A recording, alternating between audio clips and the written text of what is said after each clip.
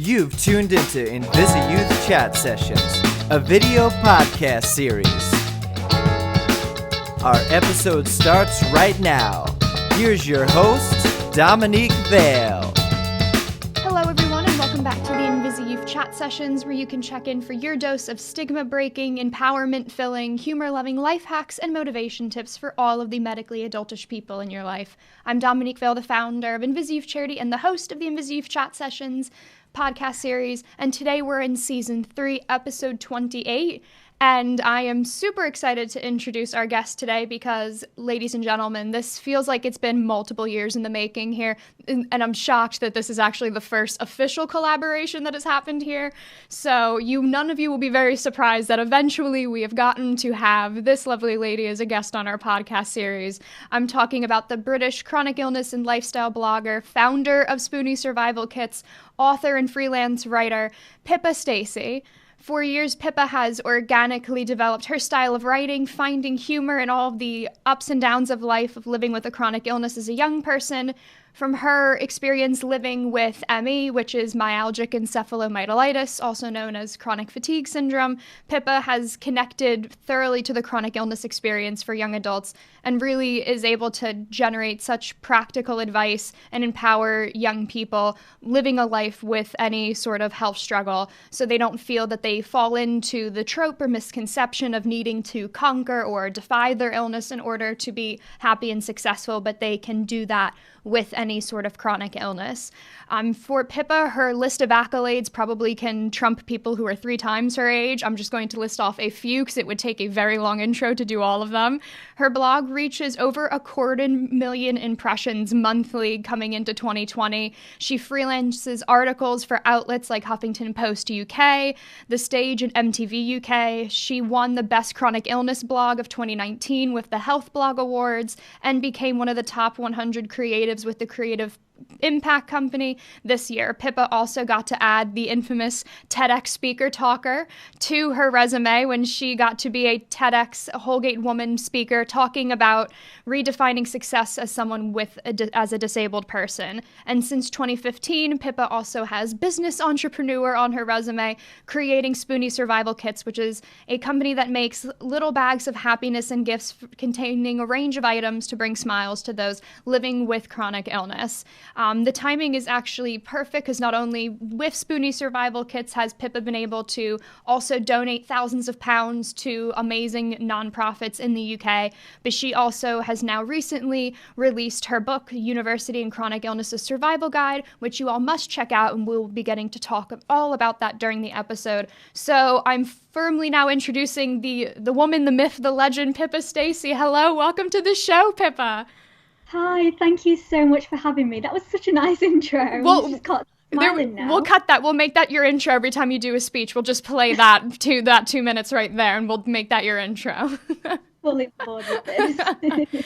I'm so excited finally to have you on the show and to get to have InvisiYouth do a collaboration with you, especially as a guest on the podcast series. And we're just going to jump right in, not only letting our guests get to know you, but get to do something that I know you and I both love to chat about, which is pop culture. So we're going into medical pop headlines. Medical pop headlines, medical pop headlines, medical pop headlines, medical pop. Medical Pop Headlines is one of our favorite segments we had from season 1, and we're bringing it back again from season 3. This is where we get to talk about some major pop culture topics, making different headlines that Pippa and I would love to chat about. And especially since Pippa does a lot of freelance work, she gets to talk about books and theater. We're naturally going to lean into her strength here and talk about those and what you guys should be grabbing to put on your shelf and on your list of much watched TV and film. So kind of jumping right in, what would be some headline TV shows that you've found over the past couple years that you think people should check out? Oh, that's a good question. I mean, my initial kind of response is something that I'm enjoying at the minute is actually Glee on Netflix. Wow. And I have feelings about it because obviously it's a great program, and I remember watching it when it first came out and thinking, oh wow, this is so inclusive, this is really diverse. And then watching it now further down my own chronic illness journey, I'm looking at some of the ways that disability is portrayed and thinking wait a minute, Okay. It's a shame because it's I love the program, but yeah, it's let's just say it's not as person centered when it comes to disability as I once thought it was. I don't know if it's something that you've seen. Yeah, no, absolutely. Even just from a castings perspective too, I remember Yeah. kind of in the beginning, but then also kind of transitioning into the end. The one when I was gonna ask you about different theater shows that I know you review that quite a bit. I know the one person especially that she was on. I'm sure I'm getting this right. That she was on Glee towards the end of the show's run, but now is on Broadway's Alison Stoker, who I know is a big disability advocate, and she won a Tony last year and had a big sort of speech about showcasing people with disability in the theater community. But that was something that I always remembered because it was similar. The time frame that show came out was also in the beginning of my chronic illness journey as well. So you're kind of watching it with a different lens now that you have a little more of a maturity in a chronic illness. You're not new to the chronic illness community. You have some years under your belt with it. Yeah, it's such a strange one. There are so many things where you watch it. I mean, I suppose it's the same regardless of whether you have a chronic illness or not. There are things you watch a few years ago, and then you find when you come back to them a few years later, you look at them in a completely different light. Yeah, no, absolutely. I know the show that I'm going to see. I'm not sure if it shows in the UK or not, but it's big in the States. Is This Is Us, which we have here, which I know like Mandy Moore and Milo Ventimiglia are on it, but they this past season have introduced a new character. We actually follow him on Instagram. He's been super lovely and will comment back to us on his Instagram. But the actor Blake Stadnik, who plays Chrissy Metz's son in the future, is an actor who's blind, and their child's son on the show is also blind, so they have hired an actor who has blindness and have him playing that role. And then what I really liked is not only sort of inclusive casting, but even showing the storyline of the two parents with the child version of Jack Jr. in a way, showing how different parents react to having a child with a health struggle or a disability like that differently, and showing sort of that struggle. So I thought that was a nice surprise right when it came on. I remember getting all of the DMs on Twitter going, "Oh no, did they cast correctly? This guy looks really great. Like, we really hope that he's an activist too." And he was. It was great to see Blake really get so much positive response from it, and the show get really positively recognized for them doing such a good storyline with it so far. Yeah, it's amazing when people get it right. It's obviously mutually beneficial because not only is the representation and like the kind of insight into the characters already there, like it's so good for like the response from the disability community is surely a really positive thing for like the broadcasters as well. Like in this day and age, I don't see why you wouldn't cast appropriately when you're dealing with issues like disability, chronic illness, anything like that. And there's still such a long way to go with it, isn't there? But I think it is getting better now. Oh, yeah. Oh, yeah. No, definitely. I think you and I've talked about this. I talk about the show all the time because my volunteers just have been obsessed with it since I first built the charity. But the younger TV show that's sort of virtual that they've made multiple remakes of is Scam, and in France it's their first original season outside of their remakes. And they have brought in a storyline of one of their main characters that they're following this season, developing a hearing impairment, and they've casted two actors who are both in the deaf community who are also actors as well. And so they accurately casted, but then also really brought in so many discussions just among characters. And I remember first getting an interview with, it was the two, I'm going to slightly French butcher their name, so I apologize in advance for that. But Winona Guyon and Lucas Wilde are the two of the characters who play characters on the show who are deaf. And it's been wonderful getting to really see them getting to use terminology like disability and ableism and how that all works, and getting to see young adult characters that are like under the age of 25 all interacting with each other and having friends navigating, well, how do I invite you to things now that wouldn't make sense? I don't know what to say. And seeing teenage characters, sort of the angst of it, has been really wonderful. And seeing that even it's in a different language, and having so many of our following just immediately going, you need to DM this director, you need to email David and tell him it's great, I'll read it with subtitles, it's fantastic. So it's been really wonderful when people get it right. Like you said, there's such a lack of it being done well that when it is done right, it's so well received.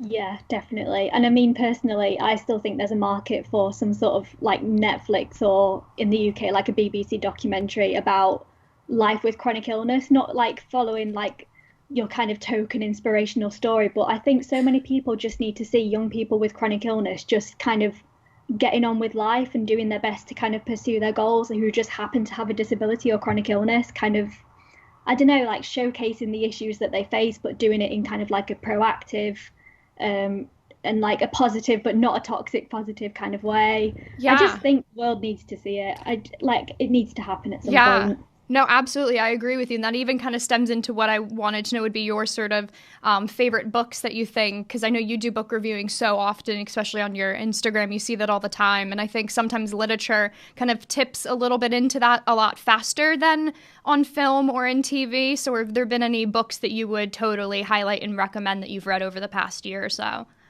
Oh, good question. I've actually been, we've got World Book Day coming up on the 5th of March, so I've kind of devoted the first bit of the year to reading books centered around chronic illness. So we've had a few biographies, some fiction, some non-fiction. So off the top of my head, the best one I've read recently is called Please Read This Leaflet Carefully, and it's by Karen Haviland.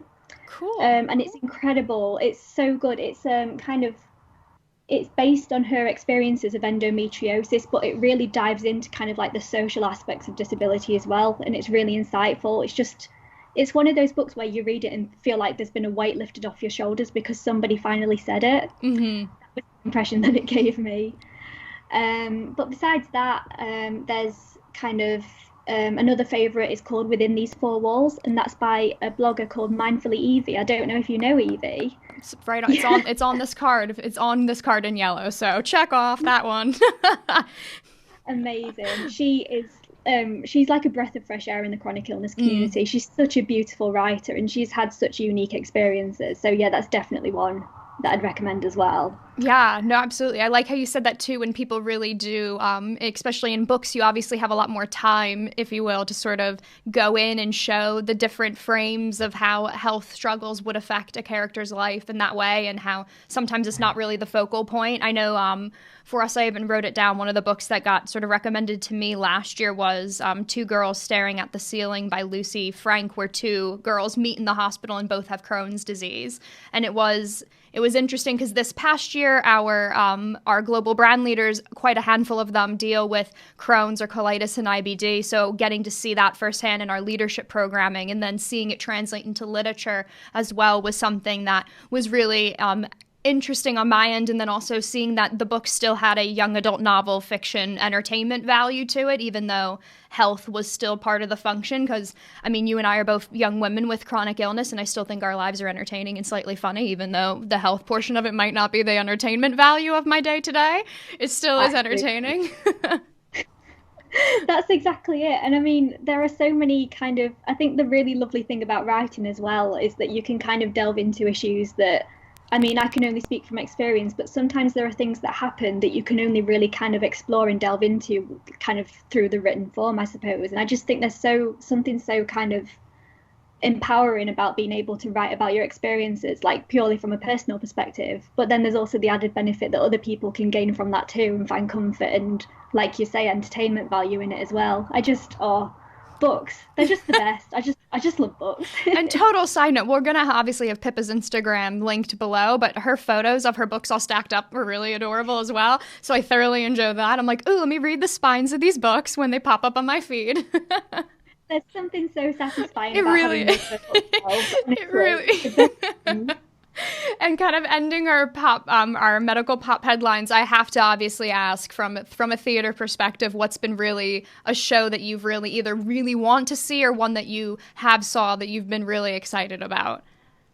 Oh, another good question. There's plenty I could say, but I think one that kind of made waves on the West End that's just recently come to Broadway is called Six, the musical. Okay. And it's a modern retelling about Henry VIII's wives, and it's basically kind of retelling their version of events from the eyes of the woman and all the things that went unsaid. But Amazing. It's very much staged almost like a concert as opposed to a musical, and it's brilliant. Like, the lyrics are so witty and it's just so funny, and the songs are so addictive. The Spotify playlist is really worth a listen as well. So that's one that I'd strongly recommend. Yeah. Oh, definitely. I feel like that they are probably one of the few shows that pop up on our Twitter feed quite a bit from people just reposting, even their feed being so entertaining as well. And so I'm definitely, knowing they have a Spotify list, I'm definitely going to be checking that out as well, because commuting in and out of New York City, sometimes you definitely need music that will entertain you for the multiple hours you're on public transportation. So I'm going to definitely look into that to have some entertainment value while I'm sitting. Definitely worth a listen to. I kind of, because I'm not too conveniently located for London, to be honest, it does take me a while to get to the West End, but I'd kind of made my peace with the fact that I wasn't going to see Six. I was going to have to wait to see it. And then the day the Spotify cast recording came out, I listened to it and I was like, well, okay, right, I'm going to have to go and book my train tickets right now. And I booked the trip the same day. That's how good it was. Oh my God, that is the ringing. Oh, now we're gonna tag Six Musical in this episode too, because that's just the biggest ringing endorsement. Oh my God, that was perfect. Kind of going off of that, we're gonna switch gears and go into our next segment with Pippa, called Path to Power. Path to Power.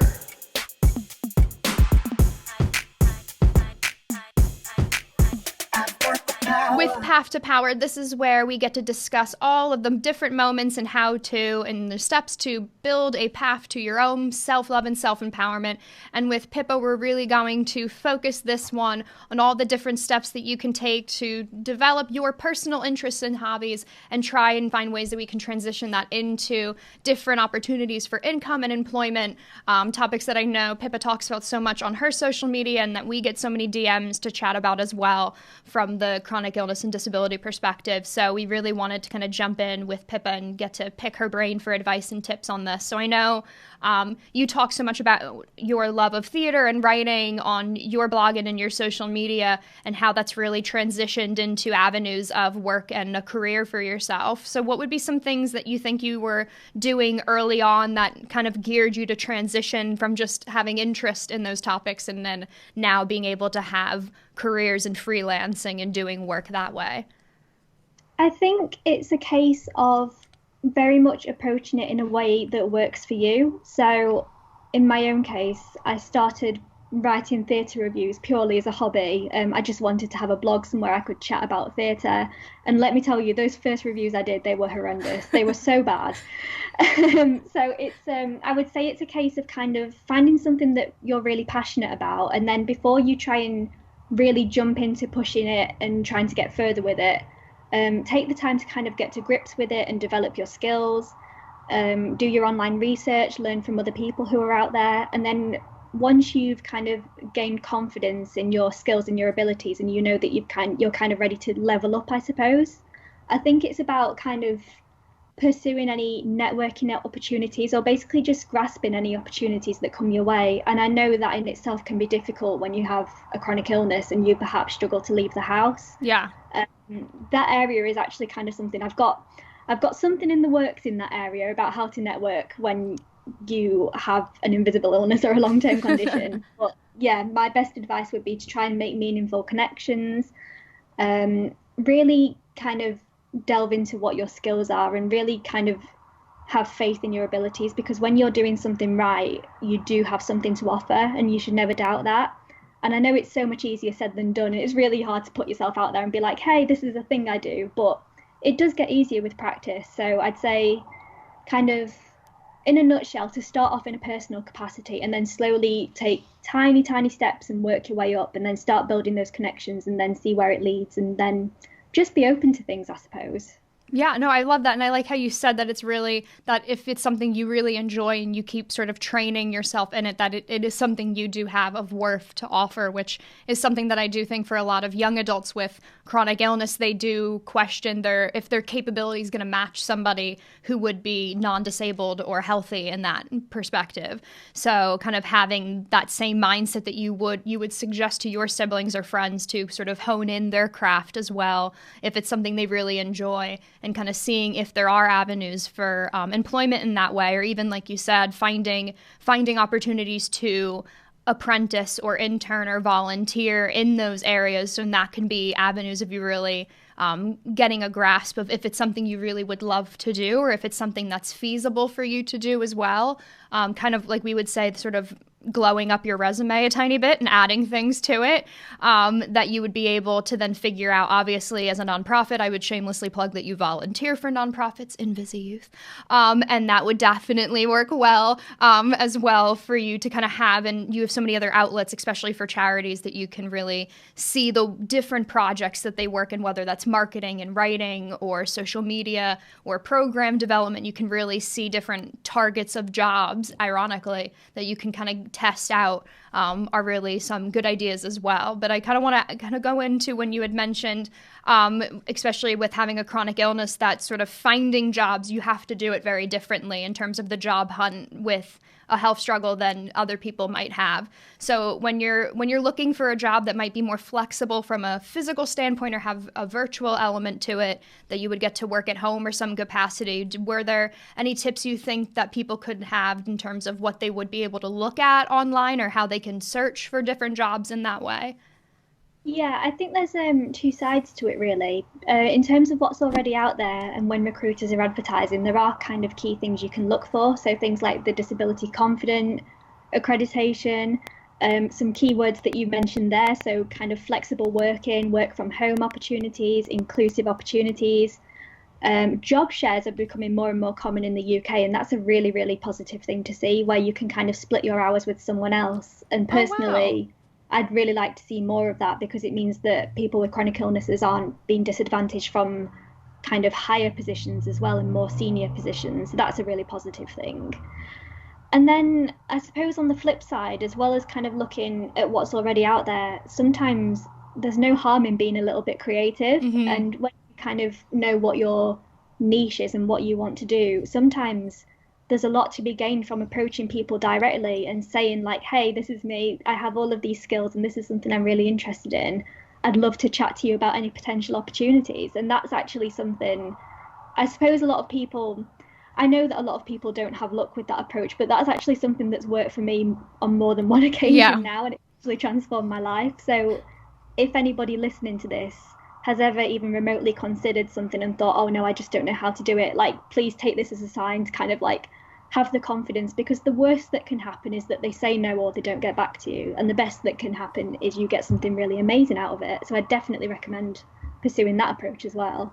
The professional DM slide is something we highly recommend, especially obviously I am putting the word professional DM slide is what we will advocate for at InvisiYouth, not the other direction.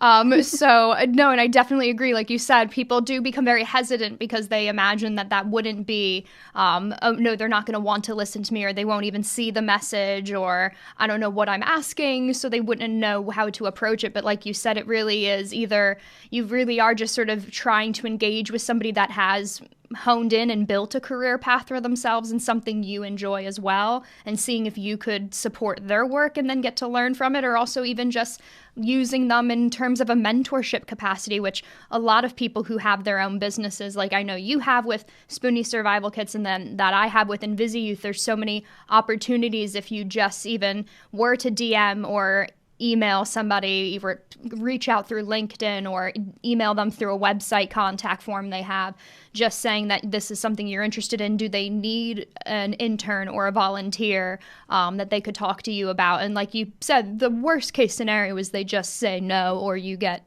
ghosted, which is totally fine on both ends. But at least, like you said, people worry that it won't ever work out for them, so then they don't give that an actual shot in terms of a job opportunity. And that's where people do end up, I think, missing out quite a bit, because a lot of people would want to engage and be helpful to younger people coming into their work, and they wouldn't even really take a notice of the fact that you might have a chronic illness or disability. You're just a proactive young person asking for sort of an assistance or a mentorship and a career path you're interested in. That's exactly it. And I think something else as well, which you kind of touched on there, is that sometimes it's about the longer game as well. Mm-hmm. So even if there isn't an opportunity that comes up at that particular time, it's always worth saying, okay, that's fine, thank you for your time, let's keep in touch. And then it may well be that a few months or even years down the line, when they do have something, they think, oh, there was that person, they'd be perfect for this. and they might just go and slide into your own DMs. Oh my God, the slip back of the DM. I love that. We'll slide into the Right, DMs. moved it back both ways. Yeah, because I love that too. Because even mentioning, I know something that we get quite a bit of questions on is I'm not sure what I'm actually capable of doing physically in a job setting, because I've been in a school environment or a university environment which has more structure and you have more flexibility in terms of what you have to accomplish physically in a school or not in a university setting. So what have been some things that have been helpful for you in terms of finding out we call them medical hard limits, or figuring out what are the hard lines that you physically can't do when it comes to finding a job?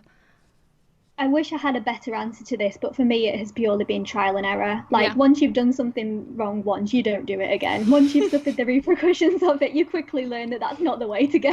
So I'd say, yeah.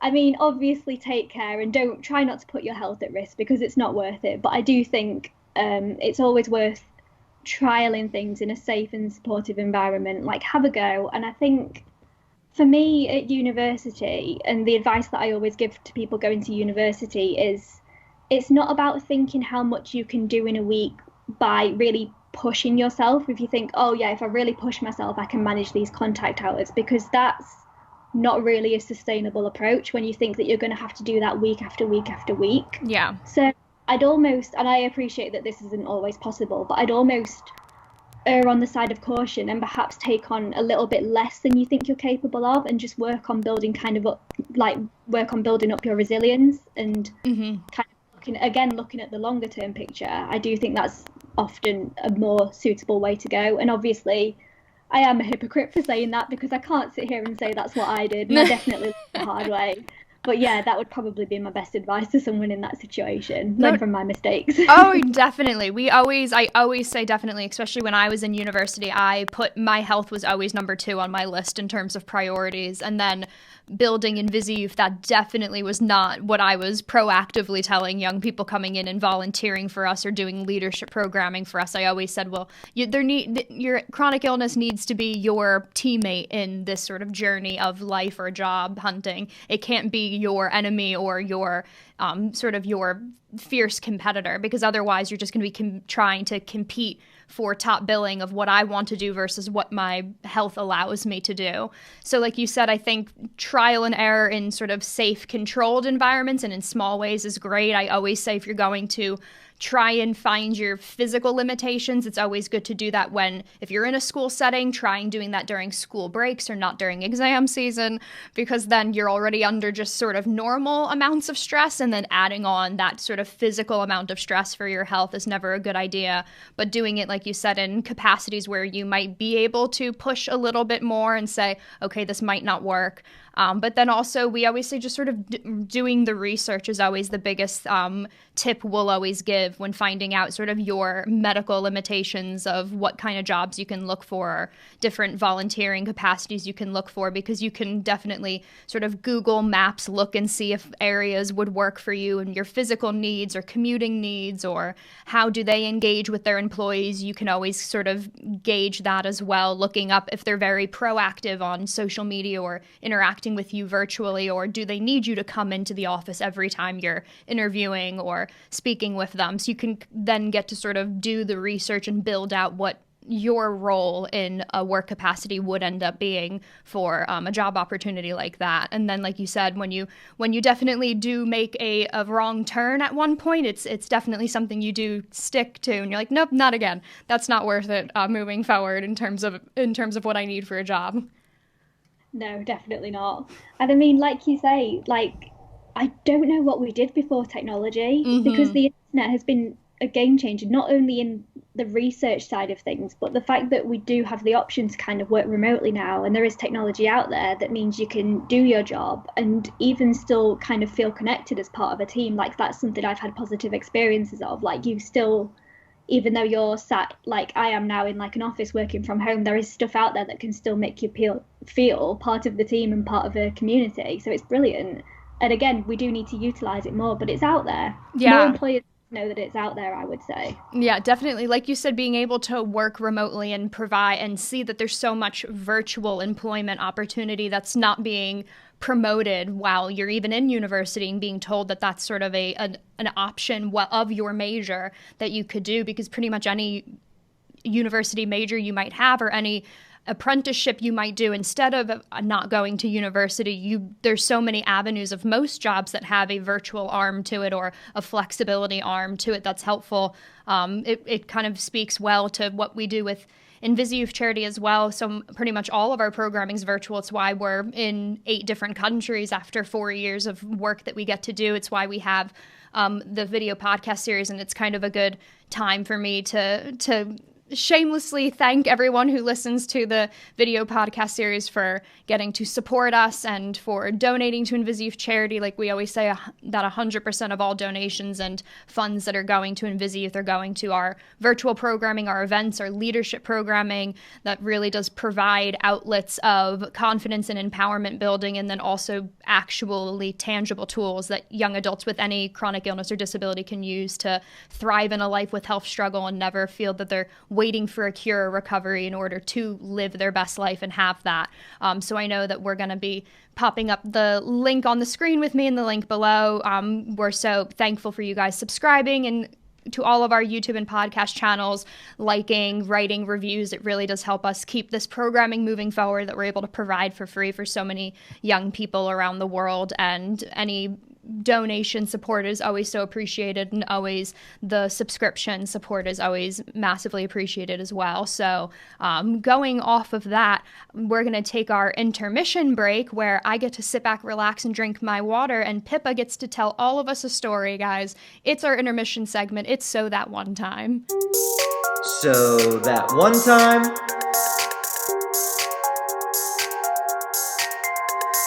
So Pippa, I am ready to sit away from this mic and relax in my velvet chair and have you tell me and all of our listeners and viewers a fun story of So That One Time.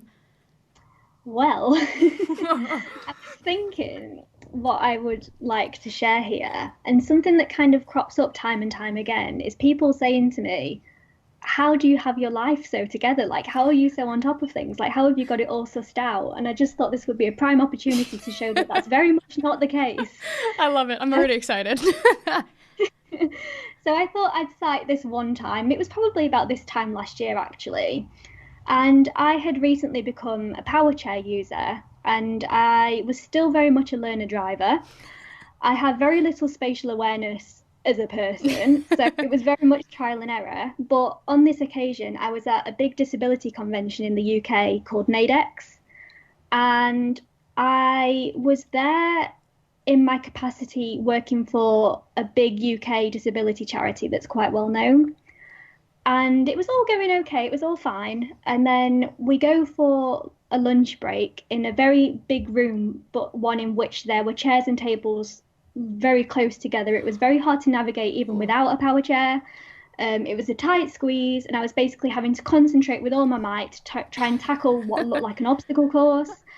And it was at this moment where I saw the big bosses of the charity I worked for, like the big people right at the top, were sat on a table, they were having their lunch, they were talking away. And they looked over and they smiled and they said, "Hi, Pippa." And I fangirled a little bit that they even knew my name. I was very much one of the smaller people. And while I was trying to professionally say hello and continue manoeuvring my power chair, I waved, I smiled, I said hiya, and I ploughed straight into the table of someone sat next to them. Completely innocent passerby who screamed. Oh no. She screamed. I ran into the table and I thought, there is absolutely no way I can salvage this situation with these. What do you even do in that situation? So I just had to kind of, I don't even know what I did. I think I've blacked it out, to be honest. To kind of awkwardly reverse and go, "Oh, Slimmy, nice to see you. I'll see you later." And just have to try and zoom off with as much dignity as I had left. That's a really fun time. Slowly back up your wheelchair and be like, nobody's noticing that this is happening. I'm just going to leave the scene with no recognition. Just slowly leave. Oh my God.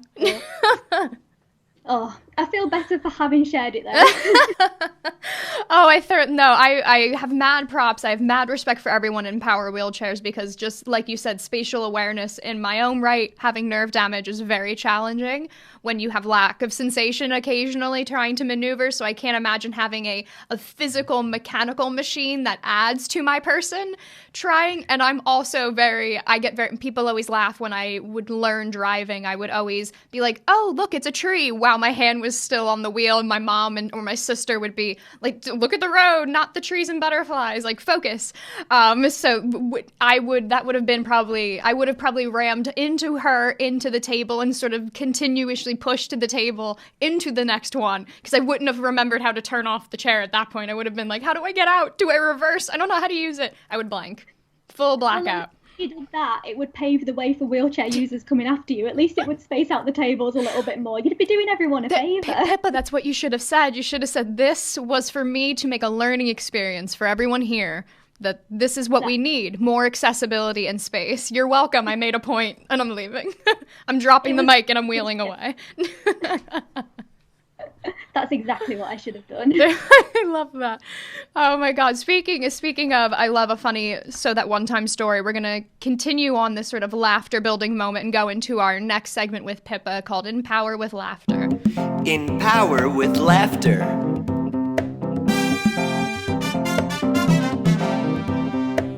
In Power with Laughter is probably one of my favorite segments. For everyone who knows me with InvisiYouth, I always will take every advantage to have a sarcasm moment on the show, so having a segment dedicated to humor is something I love so much.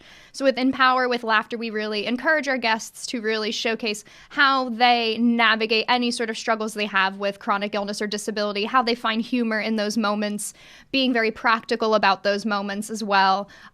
We always say it's wonderful to paint the bright, wonderful, beautiful pictures, but you have to be realistic at times, and we love that humor is really an empowering tool for that. So today we're really going to talk about something that Pippa's super passionate about, and we're super passionate about it as well, is really redefining what that terminology of success really is for young people, especially in the space with chronic illness and older youth. So I know for us, we call it sort of the success meter of sort of moving the toggle dial over of having it be close to financial independence and happiness as being full for success, especially when we want it to be equivalent to our healthy, non-disabled, in air quotes, friends or family, to match them. So for you, what would be sort of the top two things that you like to tell people about when it comes to redefining what success can look like for young people? I think the thing that I've kind of perceived in my own experience is that when you have any kind of long-term condition, the ultimate marker of success seems to be a recovery or some sort of like overcoming your condition, which in my opinion is quite problematic when modern medicine is still yet to figure out your condition in the first place. That's very much not an ideal measure of success, I would say. Say it again for the people in the back, Pippa. Say it again. Thanks for coming to my TED Talk. No, literally. I'd say it's kind of about just challenging how to, like, what success looks like, because that you can tell that kind of analogy has come from people who don't have experience of disability themselves. Yeah. So a lot of what I do is kind of about redefining what success looks like within your own situation, and that's not going to be the same path for everybody. So I suppose the other thing I would say is that there's nobody's path to follow but your own. And it's basically kind of about finding what you can achieve alongside your condition, rather than this notion that you have to fight it or overcome it or defy it in some way. Yeah. It's all about finding what works for you in your own situation. Yeah, and I love how you said, too, it's not about sort of what the end goal of success looks like, but it's rather the steps that you have to take as an individual of that path in order to get to an equivalent level of success that of other individuals that you like, or what are the most important things for you in terms of success. I think, like you said, that really the path to get to that is very different, because everyone's, from a chronic illness or disability perspective, everyone's physical or medical capacity is very different of what they can do or can't. So those sort of framework is very different for everyone in terms of how they can get to that success as well. Really does, like I said, it frames differently for each person, and sort of you have to kind of gauge, okay, if I really want sort of financial independence is super important to me in terms of success, then I have to figure out, can I everyone says I should have a normal 9-to-5 job and be in an office, and that's sort of the traditional structure of success. But you can have multiple jobs. I know for yourself, you freelance, and that's, you're not in one job with one employer getting one paycheck. You are freelancing, and that gives you a lot more freedom time-wise or not, but it also gives you that sort of that independence of being able to have an income coming from multiple outlets and not put the pressure on one place. That's exactly it, yeah. And again, it's very much an individual thing, because there are both pros and cons to both employment and self-employment. And it's like you say, self-employment gives you the freedom to kind of tackle things at your own pace. You set your own, to an extent, you set your own deadlines. You choose exactly what to do and when, and you have the flexibility to move things around depending on your symptoms that day. But then on the flip side, there's perhaps not the security that you would have in a full-time employed position, or like the equivalent of a full-time employed position, like the kind of the pastoral support and the kind of financial side of it, things like taxes, pensions, all that exciting stuff. My so favorite. There's definitely pros and cons. Yeah, no, definitely. Especially, I know in the States as well, a big thing that, especially for the chronic illness community, is when you turn 26, health insurance is sort of, it's your own independence that you have to have. So people do get very nervous when you start to get into that latter 20s of your age. When you, similar to myself being 27, you have to figure out from a financial perspective, okay, how can I can't just have any health insurance. I have chronic illness. I have to have a certain type of health insurance to meet my needs medically in order to just to function. So you do, similar to what we've sort of had as what's been successful for us in terms of getting to tell so many young people, is you can have a structured job that's a little more traditional, and you would be able to find employers that are very accommodating to that, or being able to have that sort of structure, but then you are able to be in other capacities and be able to freelance opportunities for yourself to have additional income coming in, where you really are, like you said, you are really dictating how much work you're bringing in for yourself that's extra, or the timeline you're able to do it. You could go 1 month doing 5 freelance jobs on top of your normal job, and you can go 2 months without doing any, and you can see what works well in terms of giving you that financial support and something you're passionate about, but then also having the other end of having something that's has a successful base to it, that you can have health insurance, and like you said, all the joys of taxes and pensions as we get older, with chronic illness as well, that really builds a sense of stability for you. Yeah, I agree. I think that's a really sensible and a mindful way to approach it. And that's kind of how I got into this area myself, like this freelancing, self-employed thing. It's something, when I think about it, it's taken over 3 years to kind of slowly and gradually get to a point where I feel like I can support myself doing this now. Mm-hmm. So it's exactly as you say, it's all about kind of experimenting with what works for you, taking on a bit at a time, figuring out if this is reasonable and sustainable. And then it's always going to feel like a bit of a kind of dive into the deep end when you do finally make that decision. But I can only speak for myself, but it's already one of the best decisions I ever made. No, absolutely. And something I also wanted to ask too is you talk quite a bit about your freelance work, and like you said, building that transition of having a slow build to this being able to have stability and success in your work that you're doing. But for a lot of young people, when they're trying to navigate that, discussing it with family and friends, it's hard to sort of paint the picture of what this can look like, of I'm going to be able to sustain myself, I will be okay, doing things differently in order to have more stability of success for families. So what would be tips you would have when people are saying, I'm worried of talking to my family or friends, when they ask about the jobs that I'm doing, or they ask about, well, are you being successful moving forward? How can you find success in this? What are tips you would give to people when they get asked questions about the uniqueness in which they find work? I think this is one of the really beautiful things about social media, is that there are visible examples out there of people who are doing it well and thriving. So as with so many things related to chronic illness, one of the biggest things that helped me was seeing that there were other people out there who were doing something that worked for them and something that they were gaining a lot of kind of like satisfaction from. And the fact that these people were out there meant that not only you could kind of use them as kind of a glowing example, and this is something I actually remember doing with my own family, was saying, this is the girl that I've been talking to. She's really, this is exactly what I want to do. Like, look at her. Has her health condition and all of the challenges that brings, but she's doing this and doing it well. And just having that kind of physical example out there.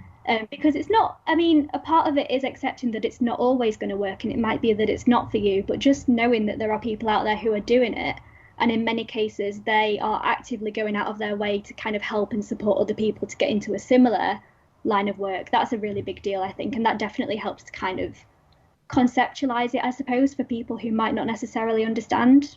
Yeah, and I think that's such a good point, especially with for both of us, our health conditions at times can be quite invisible in that perspective. So for people to gauge how you're doing work when I'm smacking the mic because I'm getting so passionate about the invisible illness part of the conversation. But when you do get when people are like, well, you look totally healthy, you should be able to work the same way, and the amount of hours I work extra as well. So I don't understand why you're being picky finding a job, or you're saying no to different interviews because you're like, oh, I couldn't do that, but no one would get why. I think, like you said, the chronic illness community is so vast on social media and interacting with each other. I know from us building InvisiYouth, making sure that when I built InvisiYouth, it was never the plan to be international, but we jumped into it being an international charity month one when the UK countries were immediately jumping on and being supportive of the programming and advocacy we wanted to do,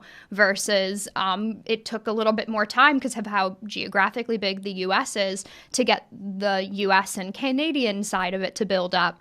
So for us, it was going, wow, there's so many people here that are doing so many different things, where we had people that would even be following us, which I know you probably have as well with your following, that their social media platforms aren't chronic illness driven, but you see them doing their work, that they're at jobs or their employment, and then they occasionally might mention on websites they own that, oh, they end up having a chronic illness and you didn't even realize it as a new follower of yours.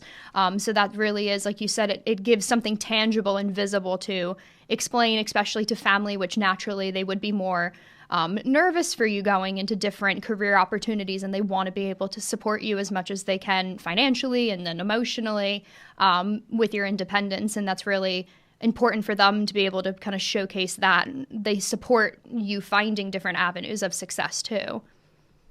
And I suppose another element of that, really, I'm sure my family won't mind me saying this, but kind of the whole realm of social media and the online world, perhaps if there's a generational gap, they might not necessarily understand. Like, how can you possibly earn money from blogging or social media? Like, that did blow my family's mind in the beginning. And I know it's something, because it's still like kind of the influencer, as much as I don't like the term influencer, kind of like the influencer marketing kind of industry is expanding so rapidly at the minute, and it kind of branches out into so many other opportunities. Like for me, it's the writing as well, and I do completely understand why that can be difficult for people to kind of understand, especially on a long-term basis. But it's actually, I feel quite excited to kind of see where it all goes in the future, because I just think it seems like quite a pivotal time for that side of things at the minute, I would say. Yeah, no, absolutely. And I think something as well that's really sort of reminding people that you can be successful and chronically ill. It's not an or scenario, it's an and scenario, which we always repetitively say. It's sort of the mantra we have at InvisiYouth that I tell all of my team that work with me, is that every day I'm happy, successful, and chronically ill. But there's an asterisk that depends the order in which those fall every day can vary based on my health or what I'm doing. But those three things are part of my daily structure, and sort of telling people that you're not, a big thing for us is we always say, well, I always will remind people, well, you want to make jobs more accessible and adaptive, and you want to include people like me in the job force, because you wouldn't want, in air quotes, dead weight just sitting there because, oh, well, you can't employ me because I'm chronically ill. And, well, you would want me to be a productive member of society and help in financially in society too. And that's a big thing of people who, like yourself, have built different smaller businesses, but then also built avenues of working in freelance or working for another company as well, of showing that you're able to be a proactive member of your community too.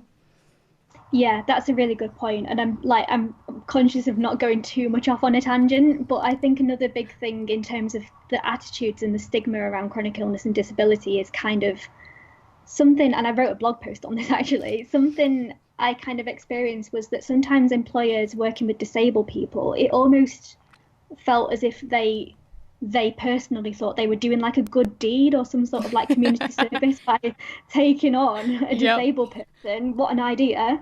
And it kind of sometimes, I kind of got the impression that sometimes people could be a little bit patronizing or kind of see it as kind of like a community service, when in actual fact, we know that disabled and chronically ill people, there is such a wealth of talent in the chronic illness community. There are so many skills that just haven't been tapped into yet. And I there is some way to go in kind of changing those attitudes on the recruitment side of things as well. Yeah, absolutely. And that kind of even stems into not even just sort of transitioning out of this segment, but getting to talk about something that's really awesome that we're excited about for this episode too, is, like you said, people being able to hone in on, I think the chronic illness community is the most hardworking community I've ever met, because you have to work on your health every day. So you do really work very hard on that. And something that we're super excited about, and we'll be sort of showcasing it a bit on, if you're watching us on our YouTube channel, you'll be able to see it pop up next to me now, is that we're really excited. This episode's twice as nice because our charitable sponsor for the episode is Pippa's very own Spoonie survival kits, which I'm so excited about, since we've been big fans of this product since we first launched InvisiYouth over 4 years ago. You would always see InvisiYouth tweeting things from Spoonie survival kits all the time, because they're such a supportive part of InvisiYouth's projects over the years too. And with creating Spoonie survival kits in 2015, it's described as sort of little bags of happiness that are filled with products bringing smiles to all of those living with chronic illness that receive them. They really are a fundraising social enterprise that will donate 50% of their sales to different charities, like our friends at CP Teens UK or ME Research UK. And their products inside range from necklaces, heat bags, and candles to notebooks, bracelets, socks, and more. They really are truly, obviously, the gifts that you receive that keep on giving with donations. Like I said, you'll get to see some Spoonie survival kits popping up on the side next to me if you're watching on YouTube, which you should, because then you get to see the lovely Pippa and myself on camera as well. So check it out. Something that we really love about Spoonie survival kits too is that they really do provide opportunities for flexible volunteering, so more young people with chronic illness can truly benefit from working with something like Spoonie survival kits. So to buy a Spoonie survival kit for yourself, or to buy it for a loved one of yours, you can find other ways to get involved with them. You can visit them on their website at spooniesurvivalkits.com and on their social media accounts, which are at Spoonie Survival Kits today. We will have all of the links below, definitely, so you can then click right away and follow and buy your next Spoonie Survival Kits. We're so thankful always for our charitable sponsors, because they really do help support InvisiYouth, providing programming like our video podcast series. So, like I said, you can go to spooniesurvivalkits.com to learn more about the incredible company that's Pippa has made for herself over these years, and sort of going into that, being a young business creator like herself who would make something like Spoonie survival kits, we can go into our next segment, because I would define Pippa being this way. It is our rebel game changer status. Rebel game changer status. Rebel Game Changer Status is my personal favorite segment we have from the InvisiYouth Chat Sessions video podcast, because it's our step-by-step guide of really becoming an advocate or an activist in a youthful and fun way, what InvisiYouth likes to term as a rebel game changer in the chronic illness and disability community. And for this segment, we really want to hone in on something that Pippa is so fantastic at, which is social media work that she does, and really give some amazing advice on incorporating social media into your daily life, whether that's through work or through activism, and ways that you don't feel like you're, as we've said before, don't become sort of the inspiration ad within the chronic illness community, but really honing in on your strengths. So I know social media plays such an instrumental role in the work that you do. It does as well for InvisiYouth. So what do you think, how do you yourself find the balance between fun sort of daily life posting versus your activism posting or your work posting?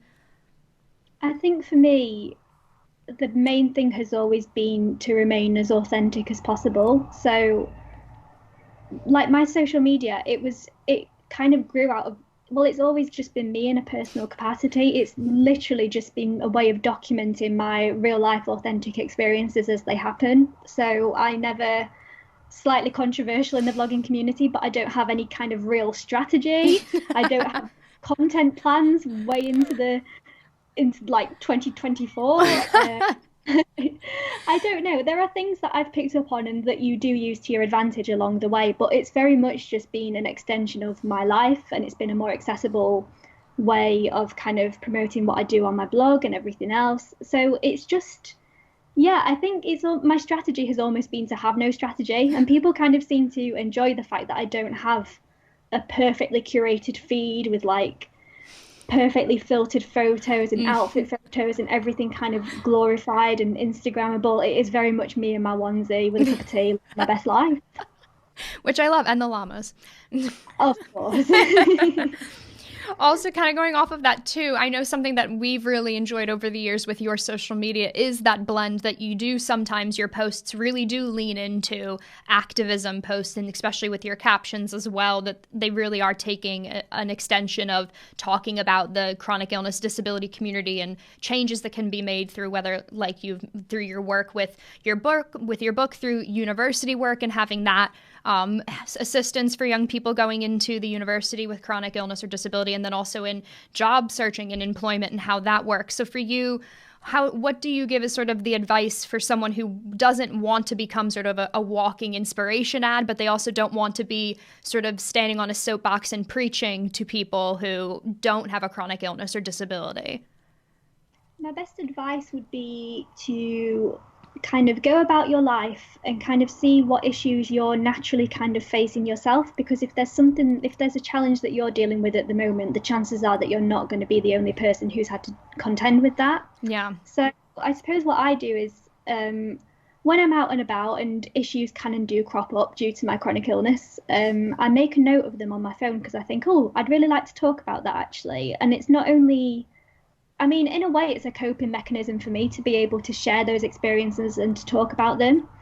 But I think the other kind of key thing in that area is to bear in mind that everybody has very unique lived experiences, and nobody is necessarily going to feel the same way on a specific issue. And one of the things I'm actually really enjoying about my own platform at the minute is that people do have different opinions sometimes. And I just really like, something I'm really proud of actually is that people feel that it's kind of a safe space to kind of talk about how they're feeling, because they know they're not going to be subjected to kind of that toxic positivity or like an overwhelmingly negative space. And I just think it's really interesting to scroll through the comments sometimes and to not only share your own opinions on a subject, but to actually read through and learn from other people and see things from another viewpoint as well. I just think that's a really lovely thing, to be honest, just a really valuable thing. Yeah, and I think, like you said as well, is that people engage with one another on posts that would be similar to yours, whether they agree or disagree or have different perspectives. It does even, especially with us as well being a non-illness specific nonprofit, we're kind of going across the physical and mental health spectrum too. So we'll even get people commenting to us where that is very different because their medical experiences are, and it really opens our eyes and perspective sort of every day in terms of what we can do to kind of be more catering and more of a platform for an even larger community as it keeps expanding, because you want to be able to see multiple perspectives, especially on social media, where that's sort of the main goal, is to showcase everyone's life that can be different as well. And kind of even you touched on it a bit, is sometimes in the comment sections you want to be able to learn from one another where there can be constructive criticism, but sometimes I know a lot of people, especially young adults,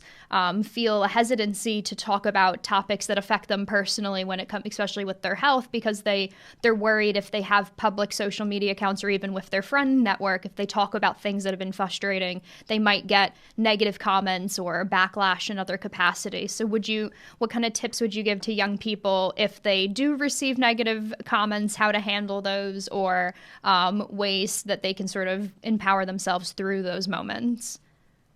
It's a big topic, and I actually feel really lucky that I haven't had too many, in the grand scale of things, I haven't really had to contend with this issue too many times. But something that I actually learned probably last year that's really changed the way I look at things happened in my capacity. I was managing the social media for another UK disability charity, and the amount of people who would just take out all of their frustration with their situation and how ill they were feeling, they would just take to social media, because sometimes that's their only outlet of expressing how they're feeling and what they're going through, is to kind of be a keyboard warrior and to attack other people and to really kind of delve into some really awful things. And the thing to bear in mind is just kind of like, I never like to use the phrase feel sorry for people, because I don't think anybody wants to feel pitied or sorry for. But if people are so unhappy that they feel they have to express that by lashing out at other people,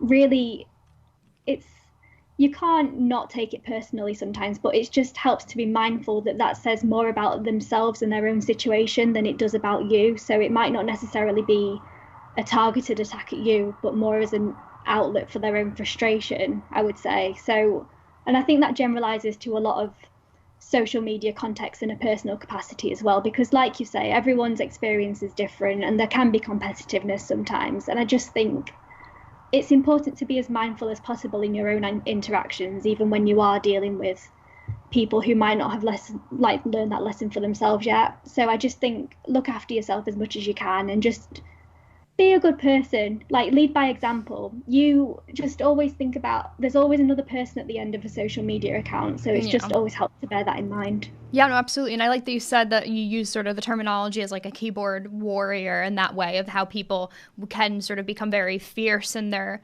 opinions towards somebody else, or if there's a benefit, if you've had a wonderful experience doing something and theirs was negative, they then can use that frustration towards you. And we always use the good, we call it the 48-hour golden rule when it comes to replying to those fun comments, because sometimes it can become very upsetting to you and you immediately want to either, if you think somebody misinterpreted what you said, you want to immediately react to it and be like, oh no, I don't want some upset or misinterpreting what I'm thinking or my experience. But we always say it's a good draft your comment. You wait 48 hours to either see if A, you still feel that opinion so strongly, or B, if you really think that there could be a positive reaction from it.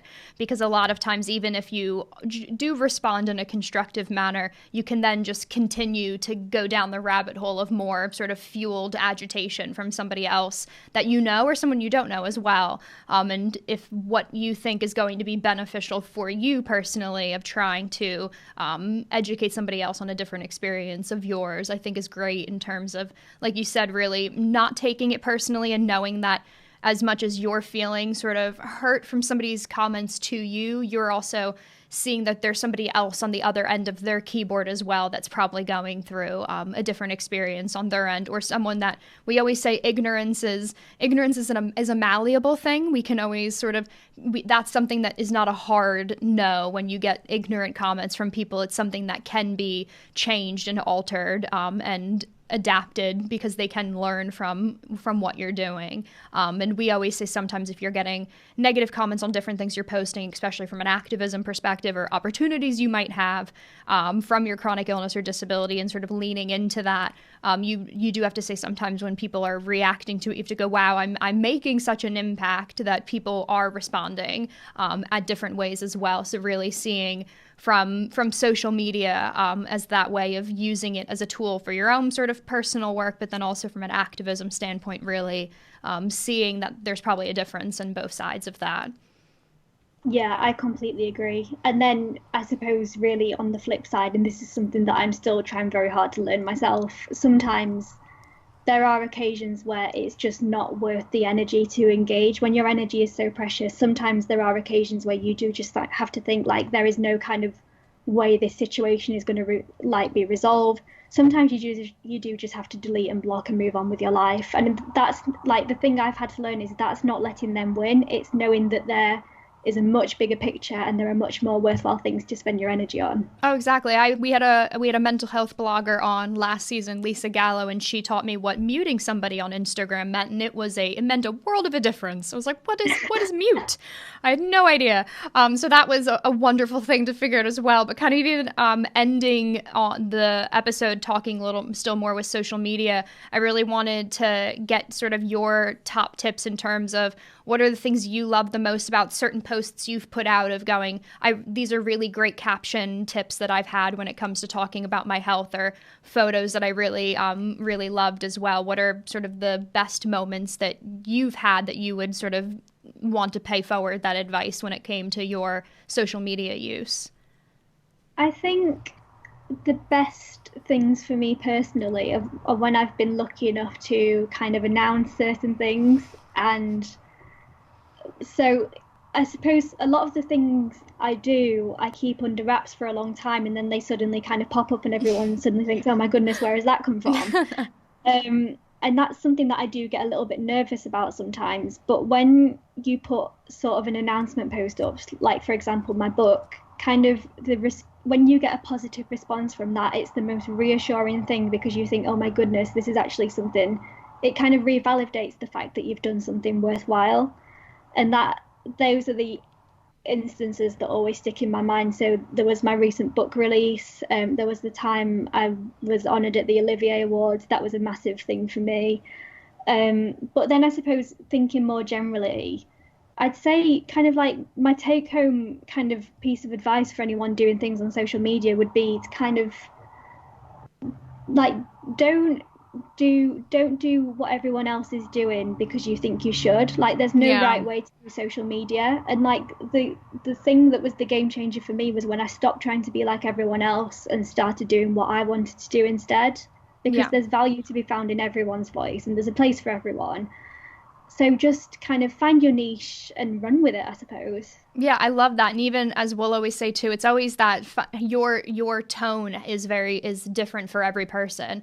So you can find different activists that have different tones when it comes to activism on social media, or what they talk about, or what they show as well. And so that's a really great thing. But then also we always say social media can be such a good tool for subtle activism of slowly integrating your chronic illness activism or awareness in your posting. We always say it's sort of the Easter eggs of your social media, or as one of my volunteers told me, it's the Starbucks cup in the Game of Thrones episode. That's how I do my activism on Instagram, which I thought was a perfect analogy to get to use as well, because you do want to show something that's different than what sort of is media norm, but then really bringing it in that it becomes such a conversational piece. And that's what we love about the posts that you make, especially with you not showing all of the steps of building your major projects, but showcasing them sort of in their prime and in their highlights, so people can really engage with you when it's at its peak and its best of release as well, is something that I think a lot of people get really excited following you, because they're always waiting for what the next thing is, but they really enjoy those middle times between your posts too, when you're posting about book reviews or posting about trips you've taken, or just sort of what book you're reading and what cup of tea you have with you that night. So it's really great to kind of see the whole spectrum of your life being in the public, and also having that activism arm to it as well. Thank you. I do kind of like to keep things as chill as possible. Like the last thing I'd ever want to do is be preachy, so I just try and keep everything I do as mindful as possible. Just kind of, honestly, I like a lot of the stuff I write just comes really naturally. I just put it out there, and like just the fact that other people enjoy it is just a bonus, really. And it's just really nice that other people can gain from it as well. And yeah, I just love doing it. Well, I'm glad. And what I'm also glad is that now we get to, that we're at the end of the episode, we get to tell everyone where they can not only find you on social media and find your blog, find Spoonie Survival Kits, but also where they can find your book as well. So I want everyone to get that. So shamelessly plug everything you've got, Pippa, for me. Challenge accepted. So my blog is called Life of Pippa, and you can find it at www.lifeofpippa.co.uk.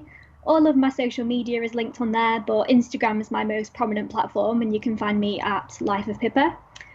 I have my book is available also on my blog on the shop section, and I will say that there are going to be other things also available on my blog in the near future, so it's worth keeping an eye on. And besides that, you can find Spoonie Survival Kits at www.spooniesurvivalkits.com, or you can shop directly on Etsy. Just search Spoonie Survival Kits. I think I think that's it. I think I've done that quite concisely. You did. It was very concise. I appreciated it.